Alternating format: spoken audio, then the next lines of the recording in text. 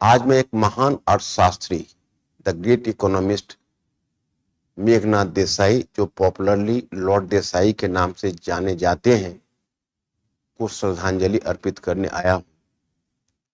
मैं व्यक्तिगत तौर पर उनसे काफी इंप्रेस्ड रहा एज एन इकोनॉमिस्ट के रूप में। हालांकि उन्हें हम क्लासिफाई नहीं कर सकते कि मैं उन्हें किन कैटेगरी में रखूं, केनेशियन, न्यू क्लासिकल या सोशलिस्ट। हम किसी भी कैटेगरी में उन्हें नहीं रख सकते, लेकिन इतना मैं जरूर जानता हूं कि वो फ्री मार्केट के चैंपियन रहे थे, क्योंकि वो पंडित नेहरू और मिसेस गांधी के इकोनॉमिक पॉलिसी के बहुत कट्टर आलोचक रहे थे। और वो नेहरू के एरा को एक एरा ऑफ मिस्ड अपॉर्चुनिटी मानते थे। मैंने एक रायसीना हिल्स करके एक बुक पढ़ी थी, उसमें उन्होंने लिखा था कि पंडित नेहरू ने जो पब्लिक सेक्टर इंडस्ट्रीज में इतने सारे पैसे इन्वेस्ट किए, उसकी जरूरत क्या थी। उस कारण से इंडिया का एग्रीकल्चर भी पिछड़ गया और पूरी इकोनॉमी पिछड़ गई।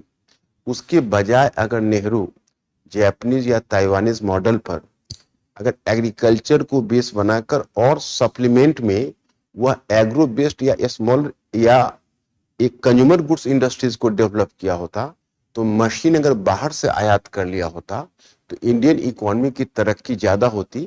अगर बात रही जहां तक पब्लिक सेक्टर इंडस्ट्रीज स्टेब्लिश करने की, तो सोवियत रूस के पास उनकी मजबूरी थी, क्योंकि उनसे पश्चिमी देश मशीन नहीं बेच सकते थे और इंडिया के हाथों तो बेच सकते थे। फिर इंडिया को इतनी बड़ी मजबूरी क्या थी जो नेहरू ने मजबूरी दिखाई। तो खैर, वो तो उनका अपना एक व्यक्तिगत मत है और इस पर विवाद है। लेकिन मैंने उनके कई बुक पढ़े। एक रीडिस्कवरी ऑफ इंडिया करके बुक लिखी है, जो नेहरू के डिस्कवरी ऑफ इंडिया के पैटर्न पर लिखी। वास्को डी गामा के टाइम से यूपीए फर्स्ट तक के एरा को उन्होंने कवर किया है।